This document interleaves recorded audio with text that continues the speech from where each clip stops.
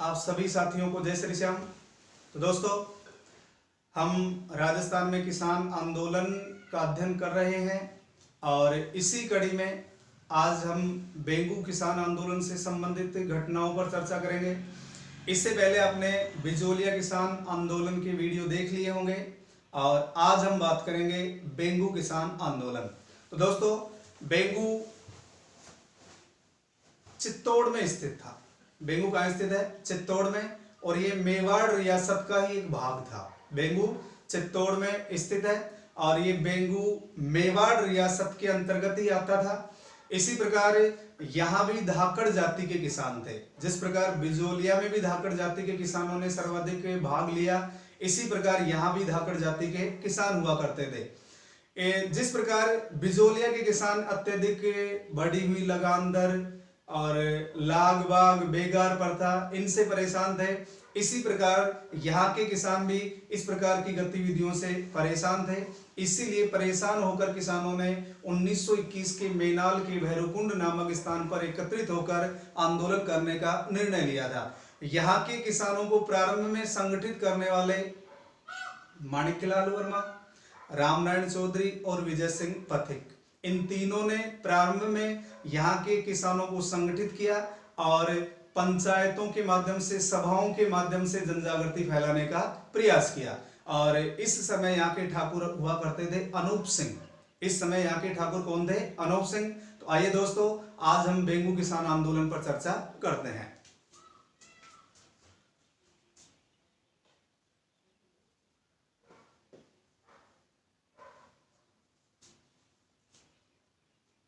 बेंगू किसान आंदोलन।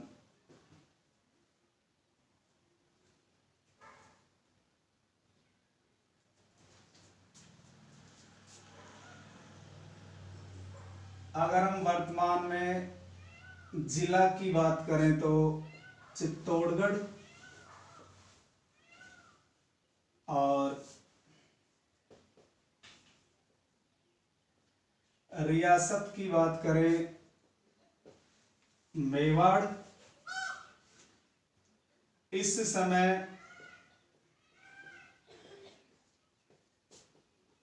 मेवाड़ के महाराणा थे फतेह सिंह और बेंगू के ठाकुर अनूप सिंह। इस आंदोलन की शुरुआत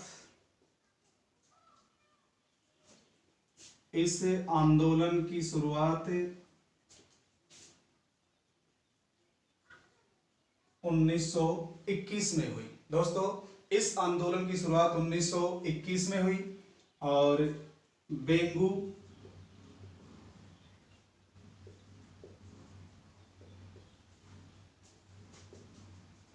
मेवाड़ रियासत का हिस्सा है। आंदोलन के समय बेंगू मेवाड़ रियासत का हिस्सा है। इसी प्रकार यहां भी अधिकांश धाकड़ जाति के किसान थे। दोस्तों, इस प्रकार बिजोलिया में धाकड़ जाति के किसान थे, उसी प्रकार बेंगू में भी धाकड़ जाति के किसान थे। इसी प्रकार इस आंदोलन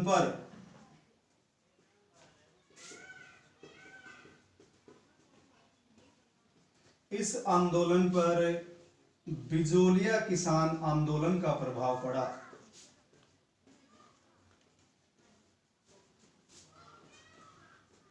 इस आंदोलन पर, बेंगू किसान आंदोलन पर बिजोलिया किसान आंदोलन का प्रभाव पड़ा। यहां के किसान भी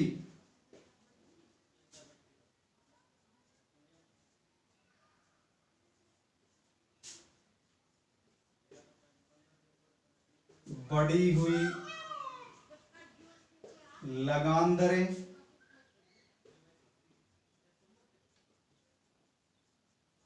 लाग बाग एवं बेगार प्रथा से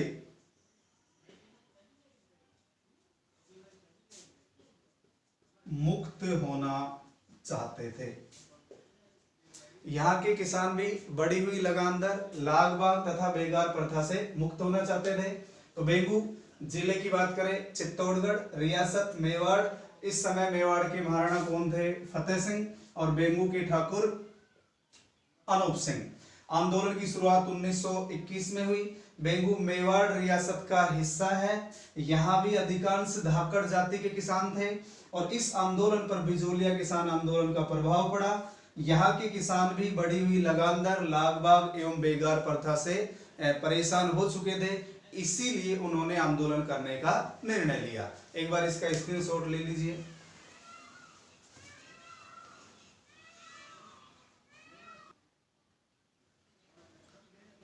इसके बाद देखिए दोस्तों, तो यहां प्रारंभ में किसानों को संगठित करने वाले, जन जागृति फैलाने वाले विजय सिंह पथिक, रामनारायण चौधरी और माणिक्यलाल वर्मा, इन्होंने यहाँ के किसानों में जन जागृति फैलाई और पंचायतों के माध्यम से किसानों को संगठित करने का प्रयास किया। 1921 में मैनाल के भैरवकुंड नामक स्थान पर किसान एकत्रित हुए और बढ़ी हुई लगान दर तथा बेगार प्रथा के विरुद्ध आंदोलन करने का निर्णय लिया। इसके पश्चात अजमेर में बेंगू के किसान विजय सिंह पथिक से मुलाकात करते हैं। बेंगू के किसान अजमेर में विजय सिंह पथिक से मुलाकात करते हैं और यहाँ के किसानों ने विजय सिंह पथिक को आंदोलन का नेतृत्व स्वीकार करने के लिए कहा। दोस्तों, अजमेर में यहाँ के किसान विजय सिंह पथिक से मुलाकात करते हैं और किसानों ने विजय सिंह पथिक को आंदोलन का नेतृत्व स्वीकार करने के लिए कहा। लेकिन इस समय विजय सिंह पथिक पर मेवाड़ रियासत में प्रवेश पर रोक लगाई हुई थी या पाबंदी लगा दी गई थी। इस समय विजय सिंह पथिक मेवाड़ में प्रवेश नहीं कर सकते थे, क्योंकि आपको याद होगा इस समय विजय सिंह पथिक बिजोलिया आंदोलन में भी शामिल हैं, बिजोलिया आंदोलन का नेतृत्व भी कर रहे थे। इसीलिए किसान रामनारायण चौधरी के पास चले गए और रामनारायण चौधरी ने यहाँ के किसानों को संगठित किया था। इसके बाद देखिए,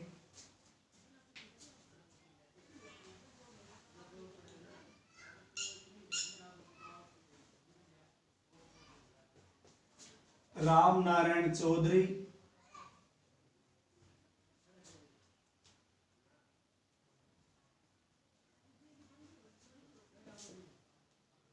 विजय सिंह पथिक व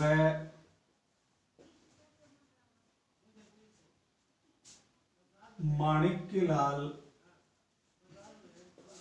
वर्मा ने यहाँ के किसानों में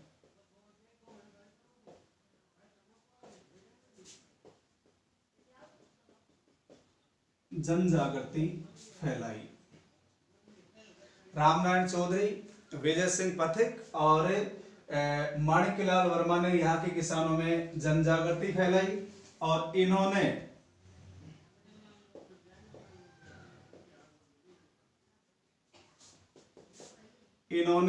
पंचायतों के माध्यम से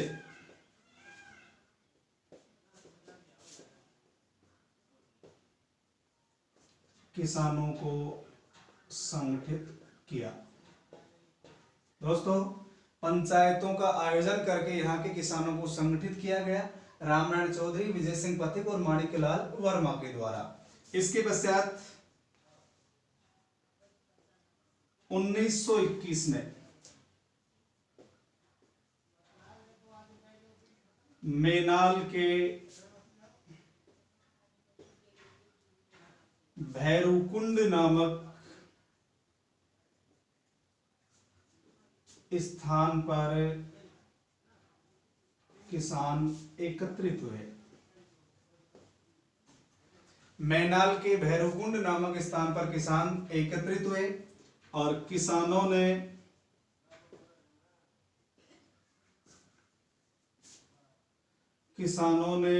बढ़ी हुई लगान दरों एवं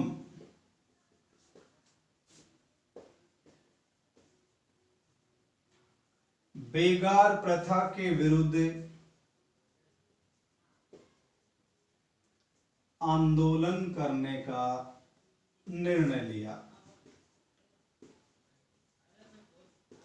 1921 में मेनाल के भैरवकुंड नामक स्थान पर बेंगू के किसान एकत्रित हुए और उन्होंने बढ़ी हुई लगान दरों एवं बेगार प्रथा के विरुद्ध आंदोलन करने का निर्णय लिया।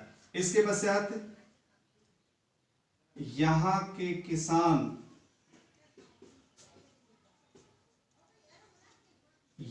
किसान अजमेर में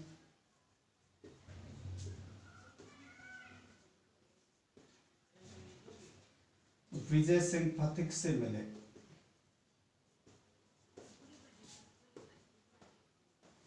यहाँ के किसान विजय सिंह पथिक से कहाँ मुलाकात करेंगे? अजमेर में। और किसानों ने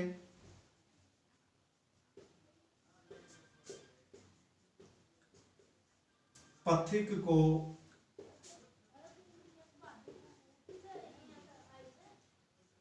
आंदोलन का नेतृत्व करने के लिए कहा। यहाँ के किसानों ने पथिक से कहा कि आप इस किसान आंदोलन का नेतृत्व करें, लेकिन इस समय विजय सिंह पथिक के मेवाड़ रियासत में प्रवेश पर रोक लगी हुई थी। इस समय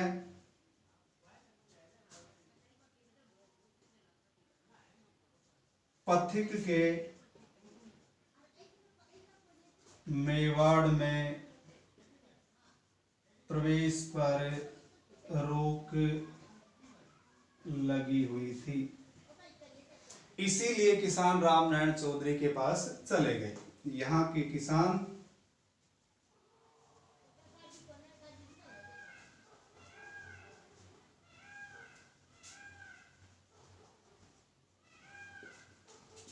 रामनारायण चौधरी के पास चले गए।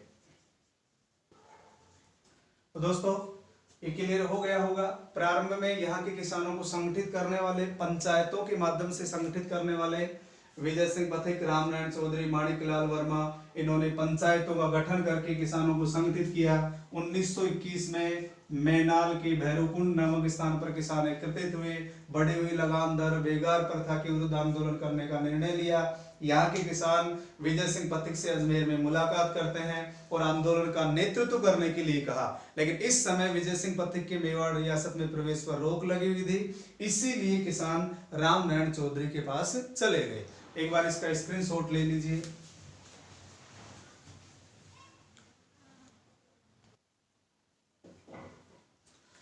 इसके बाद देखिए दोस्तों, तो विजय सिंह पथिक के प्रवेश पर पाबंदी लगी हुई थी, इसीलिए किसान रामनारायण चौधरी के पास गए। किसान रामनारायण चौधरी के साथ मिलकर मेवाड़ के दीवान दामोदर लाल से मिले। इस समय मेवाड़ का दीवान था दामोदर लाल, उससे उन्होंने मुलाकात की और अपनी पीड़ा से अवगत करवाया। जो बढ़ी हुई लगान दरें थी, बेगार प्रथा थी, इन सभी कुरीतियों से, बुराइयों से अवगत करवाया और दीवान ने उनकी समस्या का समाधान करने का आश्वासन दिया, लेकिन किसी प्रकार की कोई कार्यवाही नहीं की। इसीलिए रामनारायण चौधरी के नेतृत्व में आंदोलन शुरू हुआ।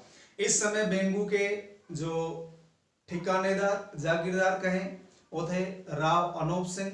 अनूप सिंह ने किसानों पर अनेक दमनकारी नीतियां अपनाई, अर्थात किसानों का दमन करने का प्रयास किया, लेकिन आंदोलन समाप्त नहीं हुआ। इसीलिए जून 1922 में अनूप सिंह ने राजस्थान सेवा संघ की मध्यस्थता से अजमेर में किसानों के साथ समझौता कर लिया और इसे बोल्शेविक समझौता कहा गया।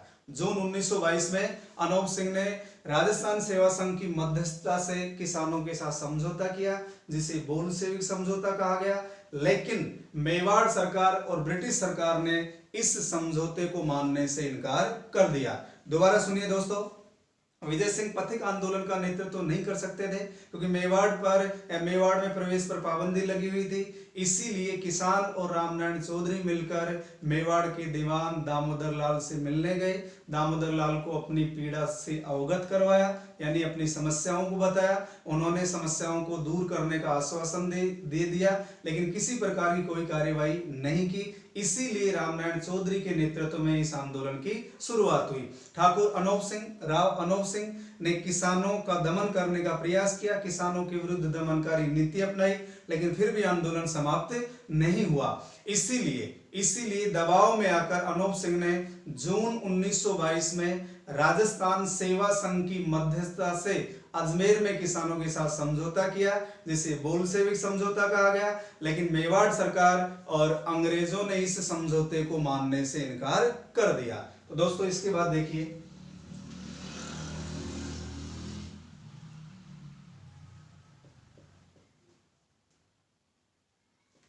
बेंगू के किसान या बेंगू के किसानों ने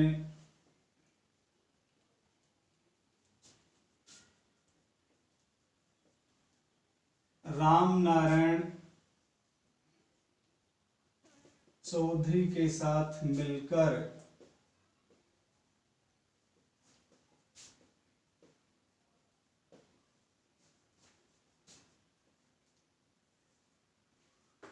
मेवाड़ के दीवान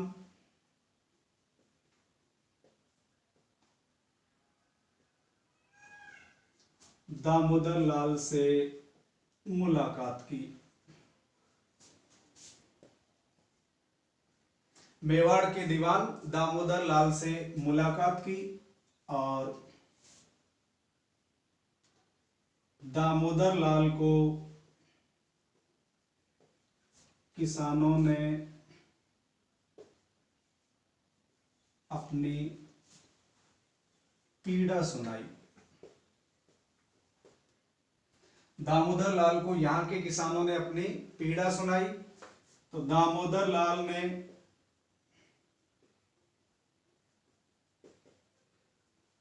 किसानों की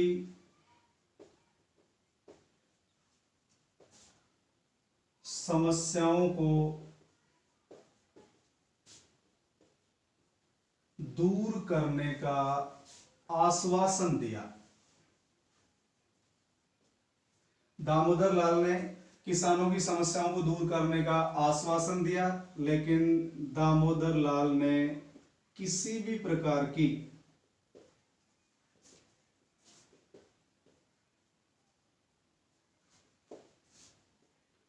कोई कार्यवाही नहीं की।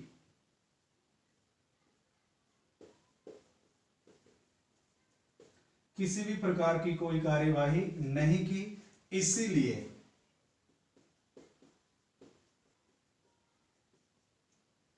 रामनारायण चौधरी ने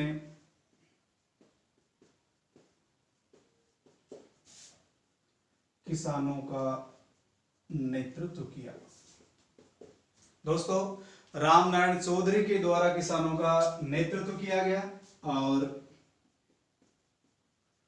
राव अनूप सिंह ने किसानों के विरुद्ध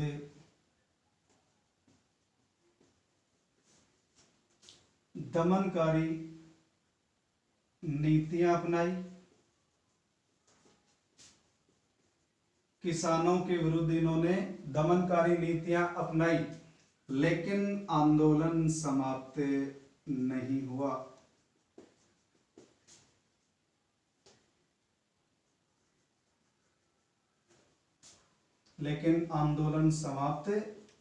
हुआ।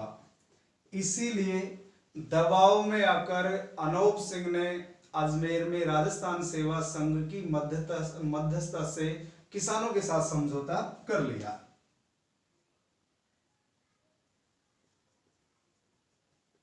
अनूप सिंह ने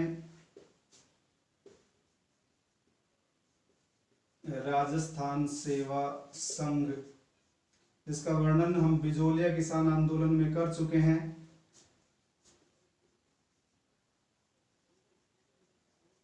मध्यस्थता से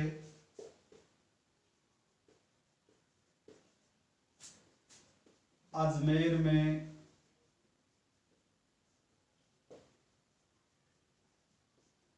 किसानों के साथ एक समझौता किया जिसे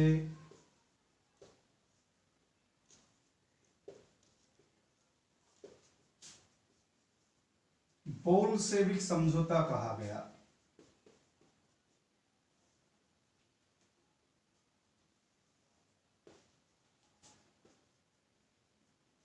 जिसे बोल्शेविक समझौता कहा गया। एक बार दोबारा देखिए, बेंगू के किसानों ने रामनारायण चौधरी के साथ मिलकर मेवाड़ के दीवान दामोदर लाल से मुलाकात की। दामोदर लाल को किसानों ने अपनी पीड़ा सुनाई। दामोदर लाल ने किसानों की समस्याओं को दूर करने का आश्वासन दिया, लेकिन दामोदर लाल ने किसी भी प्रकार की कोई कार्यवाही नहीं की। इसके पश्चात रामनारायण चौधरी ने किसानों का नेतृत्व स्वीकार किया। राव अनूप सिंह ने किसानों के विरुद्ध दमनकारी नीतियां अपनाई, लेकिन आंदोलन समाप्त नहीं हुआ और इसका ये प्रभाव पड़ा। अनूप सिंह ने राजस्थान सेवा संघ की मध्यस्थता से अजमेर में किसानों के साथ समझौता किया और ये समझौता बोल्शेविक समझौता कहलाया। लेकिन मेवाड़ सरकार और अंग्रेजों ने इस समझौते को स्वीकार करने से इनकार कर दिया। एक बार इसका आप स्क्रीनशॉट ले लीजिए।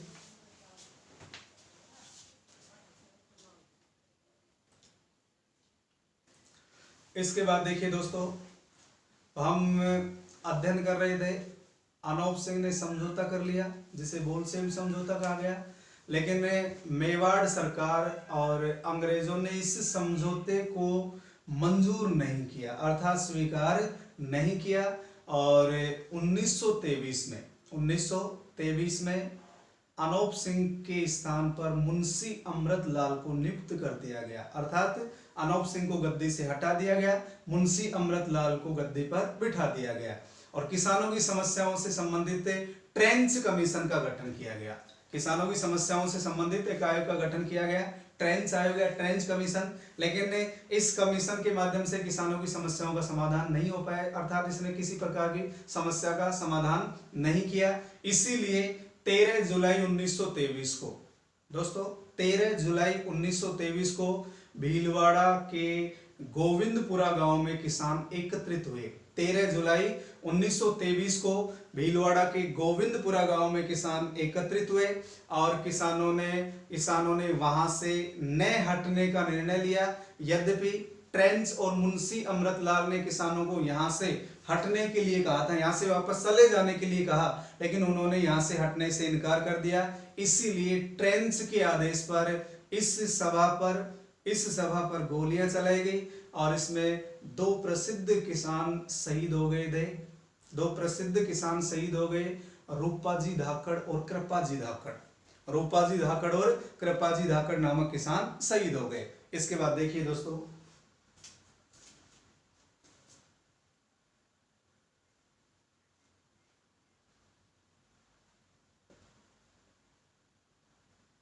मेवाड़ सरकार व अंग्रेजों ने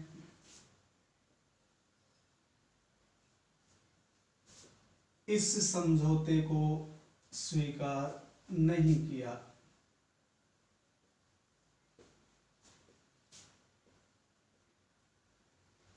मेवाड़ सरकार और अंग्रेजों ने जो समझौता किया था अनूप सिंह ने किसानों के साथ, उस समझौते को स्वीकार नहीं किया। 1923 में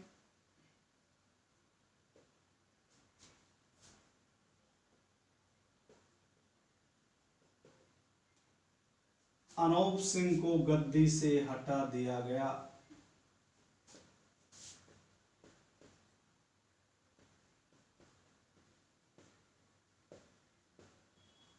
उन्नीस सौ 23 में अनूप सिंह को गद्दी से हटा दिया गया और इनके स्थान पर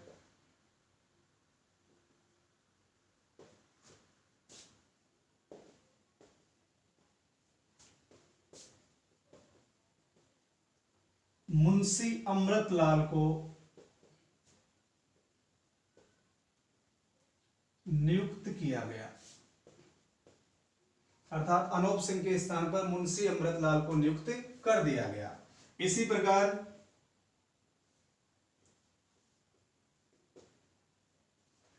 किसानों से संबंधित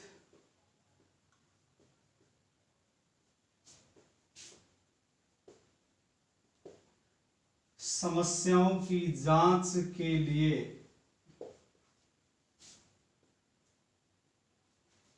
ट्रेंच कमीशन का गठन किया गया।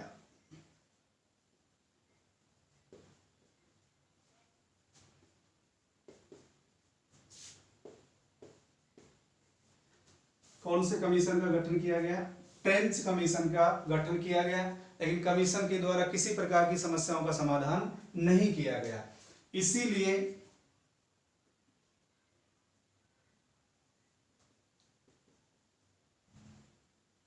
13 जुलाई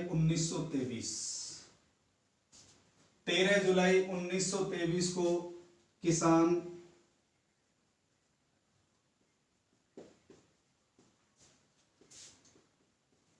गोविंदपुरा गांव भीलवाड़ा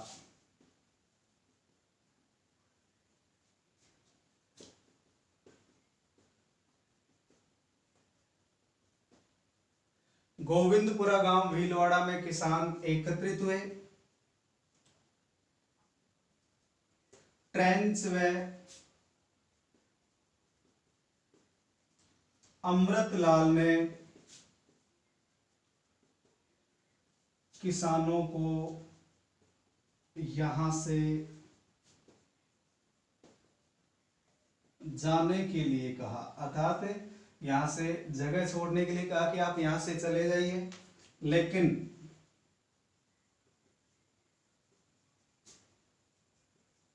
किसान वहीं पर डटे रहे। इसीलिए ट्रेंच के आदेश पर किसानों पर गोलियां चलाई गई।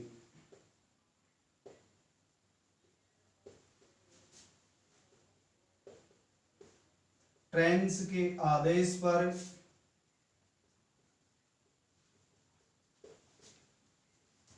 सभा पर गोलियां चलाई गई। प्रसिद्ध किसान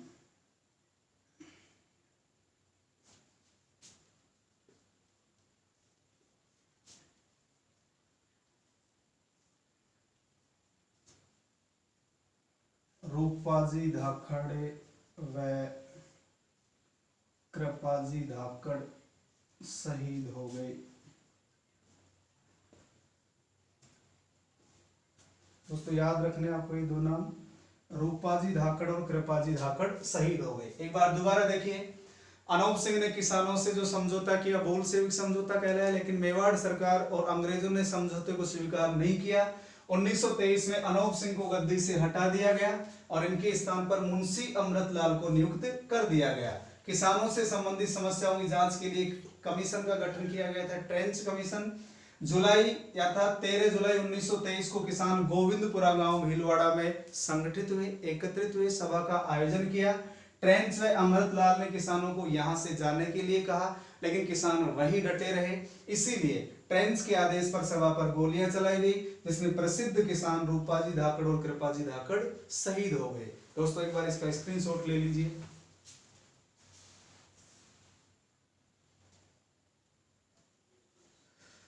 इसके बाद दोस्तों रूपाजी और कृपाजी धाकड़ शहीद हो गए।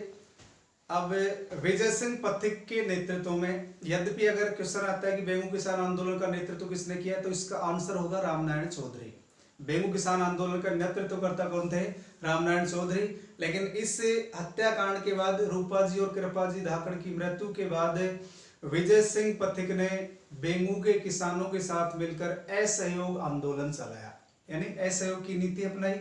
इसीलिए सितंबर 1923 में विजय सिंह पथिक को गिरफ्तार कर लिया गया था और उन्हें 5 वर्ष की सजा सुनाई गई। इसका वर्णन हम बिजोली आंदोलन में कर चुके हैं। 1927 में रिहा हुए थे विजय सिंह पथिक। इसके पश्चात 1925 में यहाँ लगान दरें निर्धारित कर दी गई और लगभग 34 लागतों को समाप्त कर दिया गया। देखिए दोस्तों,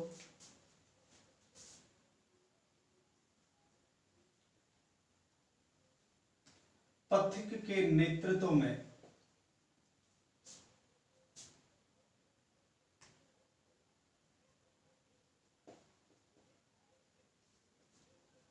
किसानों ने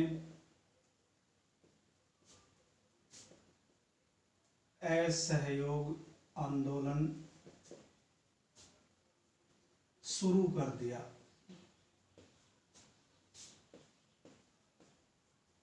पथिक के नेतृत्व में किसानों ने असहयोग आंदोलन शुरू कर दिया, इसीलिए सितंबर 1923 को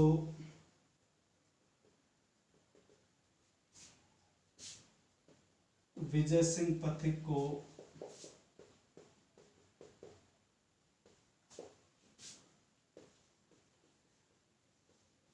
गिरफ्तार कर लिया गया और इन्हें 5 वर्ष की सजा सुनाई गई।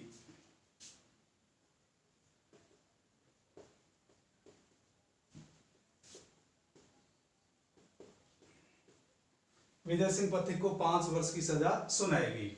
इसके पश्चात 1925 में यहां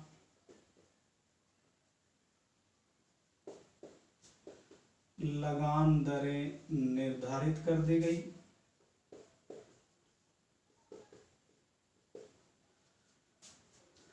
और लगभग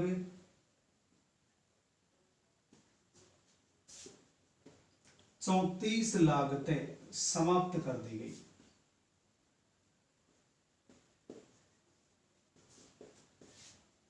चौंतीस लागतें समाप्त कर दी गई। तो दोस्तों ये था आपका बेंगू किसान आंदोलन। इसके बाद हम बात करेंगे अलवर किसान आंदोलन अर्थात नीमू चाणा किसान आंदोलन। उससे पहले अलवर में जो आंदोलन से जुड़ी हुई गतिविधियां थी उनका अध्ययन करेंगे। एक बार इसका स्क्रीनशॉट ले लीजिए। इसके बाद हम बात करेंगे अलवर में किसान आंदोलन।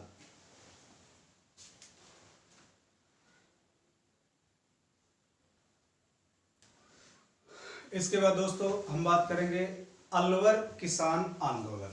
हमारा नेक्स्ट टॉपिक है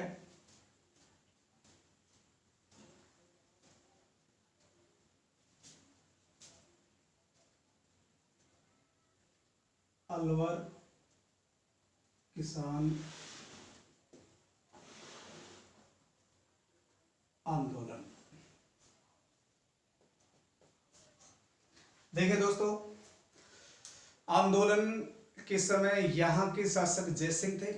1921-22 में यहाँ आंदोलन की शुरुआत हुई और यहाँ की लगभग 80% भूमि सीधे राज्य के नियंत्रण में थी। अलवर की लगभग 80% भूमि सीधे राज्य के नियंत्रण में थी, जिसे खालसा भूमि कहा जाता है। जिसे जो भूमि सीधा केंद्र के नियंत्रण में होती, राजा के नियंत्रण में होती, उसे खालसा भूमि कहा गया। किसान इसी खालसा भूमि पर खेती करता था। किसान किराए पर भूमि को लेकर इस पर खेती किया करते थे और जमींदार किसान से कर वसूलते और ये सीधा कर राज्य के पास भेजा जाता था। इसके पश्चात अलवर में भूमि से संबंधित कुछ बंदोबस्त लागू किए गए थे। अलवर में भूमि से संबंधित, भूमि कर से संबंधित, लगान दरों से संबंधित भू बंदोबस्त लागू किए गए। जैसे 1887, 1900 ईस्वी, 1923-24 में 1923-24 में जो भू बंदोबस्त लागू किया गया उसके तहत 40% की लगान दरों में वृद्धि कर दी गई। इसीलिए यहाँ के किसानों ने जमींदारों को कर देने से इनकार कर दिया था। तो दोस्तों एक बार पृष्ठभूमि देखते हैं, उसके बाद यहाँ क्या गतिविधियां हुई उनका अपन डिटेल से अध्ययन करेंगे। तो अलवर किसान आंदोलन, शासक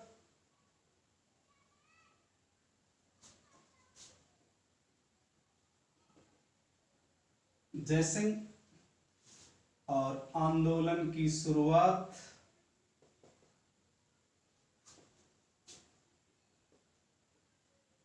1921-22 में हुई। आंदोलन की शुरुआत 1921-22 में हुई। यहां की अर्थात अलवर की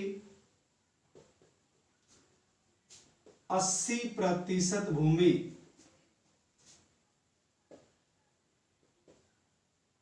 सीधे राज्य के नियंत्रण में थी। दोस्तों अलवर की 80% भूमि सीधे राज्य के नियंत्रण में थी, जिसे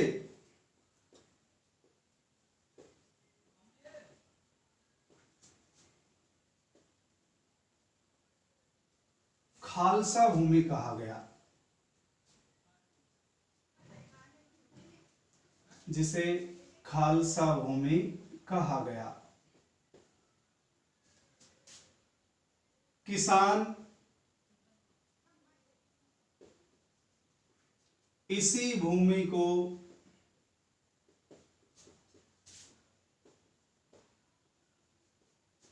किराए पर लेकर खेती करता था। किसान इसी भूमि को किराए पर लेकर खेती करता था और जमींदार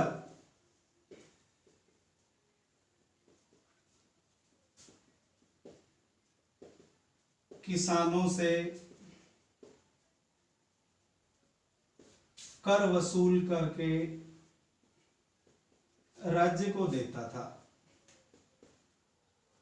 किसान से जमींदार कर वसूल करता और जमींदार ये कर राज्य को अदा करता था। इसके पश्चात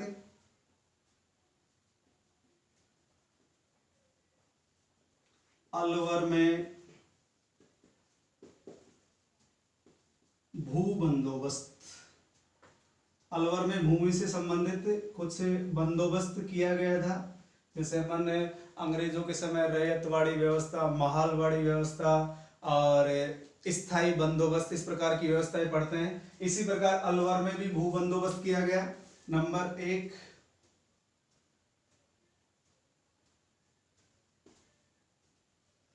1897 में प्रथम भू बंदोबस्त किया गया।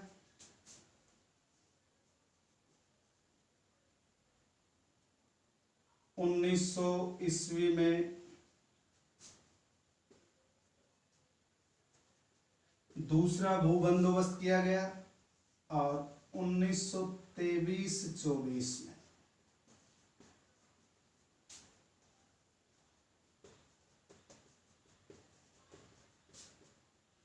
तीसरा भू बंदोबस्त किया गया। भूमि से संबंधित लगान दरें निर्धारित करने के लिए भू बंदोबस्त लागू किया गया और इस दौरान यानी तीसरे भूमि बंदोबस्त के दौरान लगान दरों में लगभग 40% की वृद्धि कर दी गई। लगान दरों में लगभग 40% की वृद्धि कर दी गई। तो यहाँ का शासक जयसिंह था। शुरुआत 1921-22 में 80% भूमि, अलवर की 80% भूमि सीधे राज्य के नियंत्रण में थी, जिसे खालसा भूमि कहा जाता था। यहाँ के किसान इसी भूमि को किराए पर लेकर खेती करता था और जमींदार किसानों से कर वसूल करके राज्य को देता था और ये अलवर में भूमि से संबंधित बंदोबस्त लागू किए गए। एक बार इसको आप स्क्रीनशॉट ले लीजिए।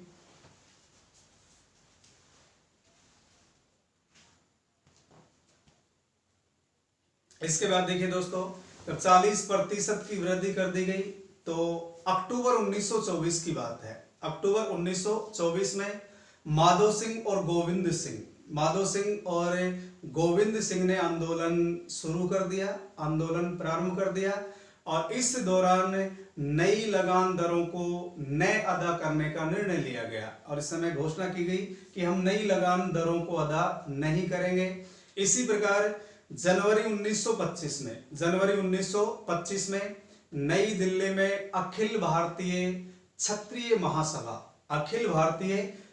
महासभा का सम्मेलन आयोजित हुआ और इस सम्मेलन में अलवर के राजपूत किसानों ने भाग लिया और इस दौरान उन्होंने पुकार नामक पुस्तिका में अपनी समस्याओं को प्रकाशित किया, उनके सामने प्रस्तुत किया और इस महासभा ने किसानों की समस्याओं का समाधान करने का आश्वासन दिया। और दोस्तों इसके पश्चात आपको पता है 14 मई 1925 को नीमूचाणा हत्याकांड, 14 मई 1925 को। इसके बाद हम कौन सा पार्ट पढ़ेंगे इसमें, नीमूचाणा हत्याकांड। तो एक बार इसे देख लीजिए। अक्टूबर 1924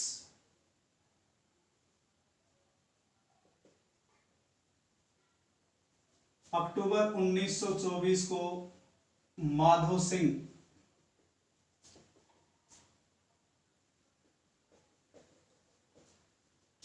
व गोविंद सिंह ने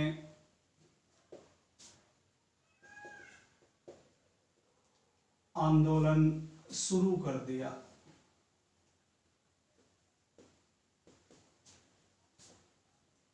अक्टूबर 1924 में माधो सिंह व गोविंद सिंह ने आंदोलन शुरू कर दिया और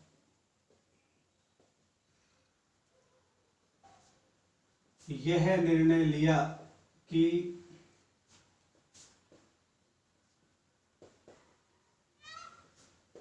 नई लगान दर नहीं देंगे, अर्थात जो बढ़ी हुई लगान दर थी उसे न देने का निर्णय लिया गया। इसके पश्चात एक संस्था है, एक सभा है, अखिल भारतीय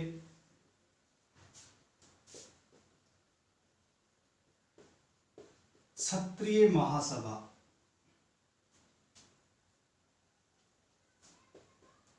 एक संस्था है दोस्तों जिसका नाम है अखिल भारतीय क्षत्रिय महासभा और जनवरी 1925 को दिल्ली में इसका सम्मेलन हुआ। अखिल भारतीय क्षत्रिय महासभा जनवरी 1925 को दिल्ली में इसका सम्मेलन हुआ और अलवर के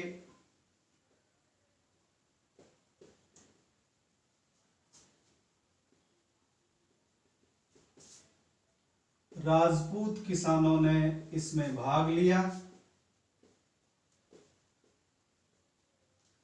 तथा किसानों ने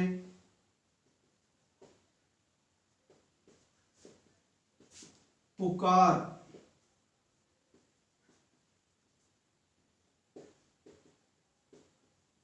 नामक पुस्तिका में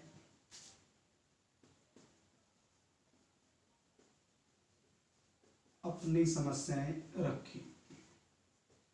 क्षत्रिय महासभा ने समस्याओं को दूर करने का आश्वासन दिया।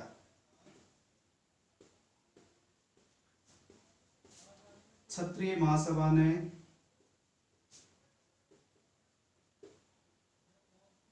समस्याओं को दूर करने का आश्वासन दिया। तो दोस्तों अक्टूबर 1924 में जो बढ़ी हुई लगान दरें थी उनके विरोध में माधो सिंह और गोविंद सिंह ने आंदोलन शुरू कर दिया और नई लगान दर न देने का निर्णय लिया। अखिल भारतीय क्षत्रिय महासभा जनवरी 1925 को दिल्ली में इसका सम्मेलन हुआ। अलवर के राजपूत किसानों ने इसमें भाग लिया और किसानों ने पुकार नामक पुस्तिका में अपनी समस्याएं रखी और इस सभा ने समस्याओं को दूर करने का आश्वासन दिया। इसके बाद हम इसमें एक बिंदु लेंगे जो होगा आपका नीमूचाणा हत्याकांड, क्योंकि हम अलवर राज्य से संबंधित संपूर्ण जो गतिविधियां हैं उनका अध्ययन कर रहे हैं। इसी प्रकार इसमें एक पार्ट और आ जाएगा आपका नीमूचाणा हत्याकांड। एक बार इसका स्क्रीनशॉट ले लीजिए।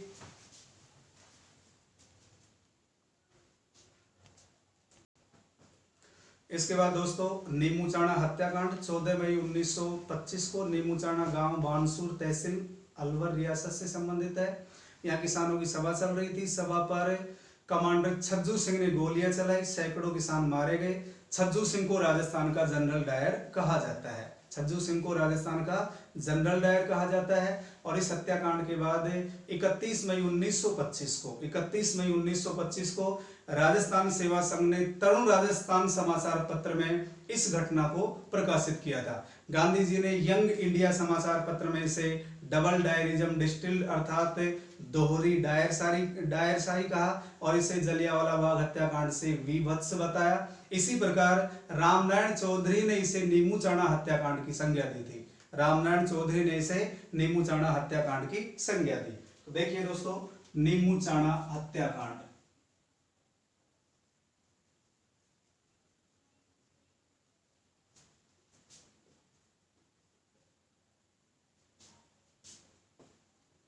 चौदह मई 1925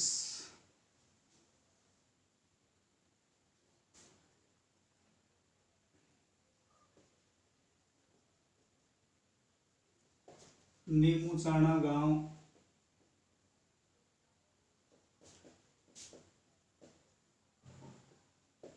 बानसूर तहसील में स्थित है। अलवर जिला, तहसील बानसूर और गांव है नीमूचाणा।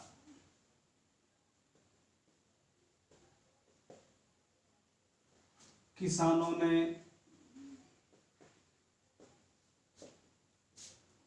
सभा का आयोजन किया और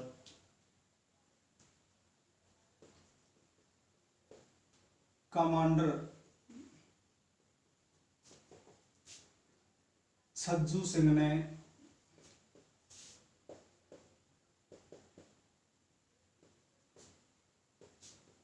गोलियां चलवाई।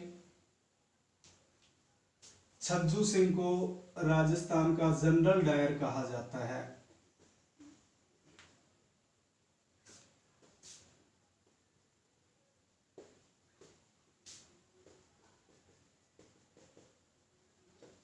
छज्जू सिंह को राजस्थान का जनरल डायर कहा जाता है। दोस्तों आपको पता होगा जनरल डायर जो जलियांवाला बाग हत्याकांड का मुख्य आरोपी था, इसलिए राजस्थान का जनरल डायर छज्जू सिंह को कहा गया। इसके पश्चात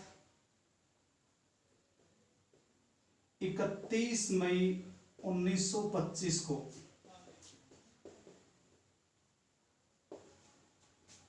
राजस्थान सेवा संघ ने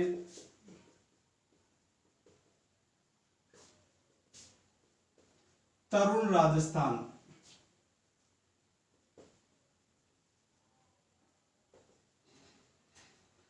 राजस्थान समाचार पत्र में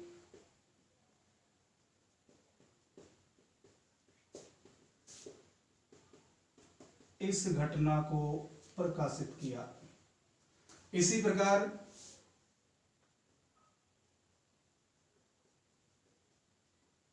राम नारायण चौधरी ने इसे नीमूचाणा हत्याकांड कहा।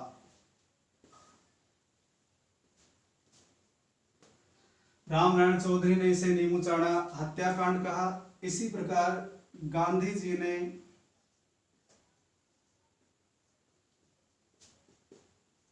यंग इंडिया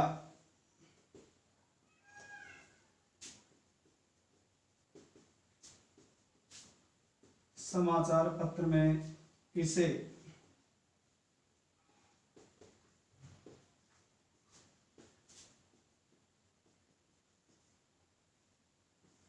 दोहरी डायरशाही अर्थात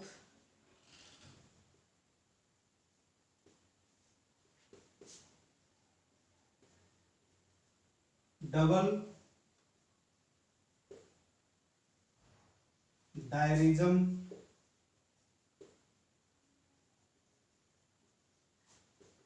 डिस्टिल की संज्ञा दी तथा इस हत्याकांड को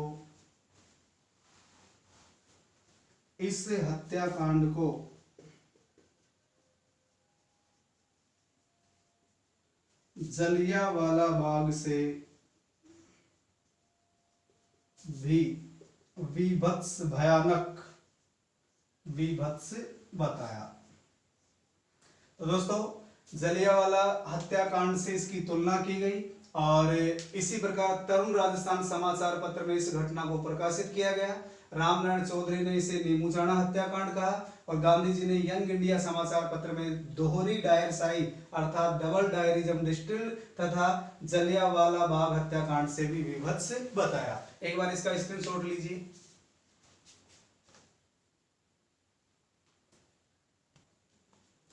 इसके बाद देखिए दोस्तों रियासत समाचार पत्र में इस घटना की तुलना जलियांवाला बाग हत्याकांड से की गई। रियासत समाचार पत्र में इस हत्याकांड की तुलना जलियांवाला बाग हत्याकांड से की गई।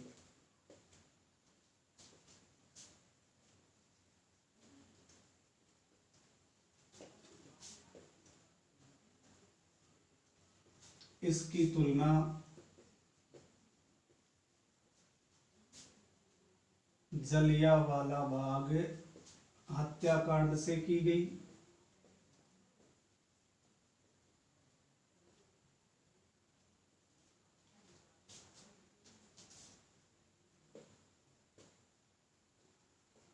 नीमूचाना के किसान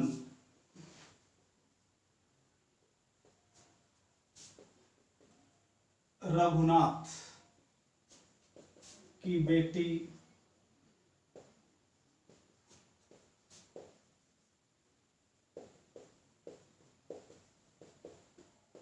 सीता देवी। याद रखना है दोस्तों, नीमूचाना का एक गांव, नीमूचाना गांव का एक किसान था रघुनाथ, उसकी बेटी का नाम था सीता देवी। सीता देवी ने यहाँ के किसानों को संगठित करते हुए कहा था, हम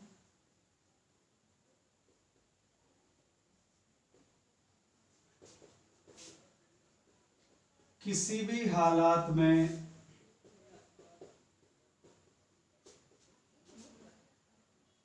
बढ़ी हुई लगान दर नहीं देंगे। इसके पश्चात, इस घटना के पश्चात राष्ट्रीय कार्यकर्ताओं ने कमेटी के आयोग के गठन की मांग की। इसीलिए मणिलाल कोठारी के नेतृत्व में इस हत्याकांड की जांच के लिए कमेटी का गठन किया गया था। तो राष्ट्रीय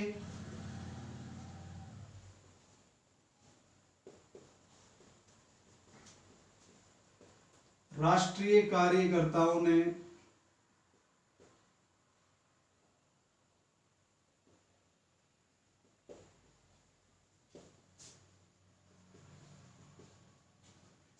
हत्याकांड की जांच के लिए एक आयोग की मांग की। आयोग की मांग की और मणिलाल कोठारी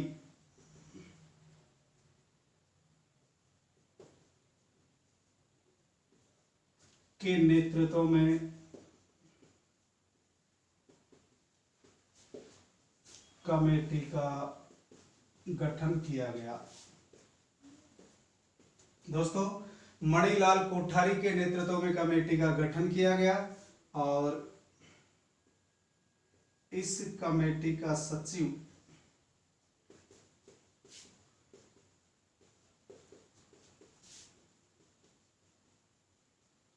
रामनारायण चौधरी को बनाया गया। इस कमेटी का सचिव रामनारायण चौधरी को बनाया गया। तो दोस्तों, आज के वीडियो में हमने बेंगू किसान आंदोलन और अलवर राज्य से संबंधित जो किसान आंदोलन की घटनाएं थी उनका अध्ययन किया है। आप एक बार इसका स्क्रीनशॉट ले लीजिए। नेक्स्ट बात करते हैं अपन कल। जय हिंद, जय भारत।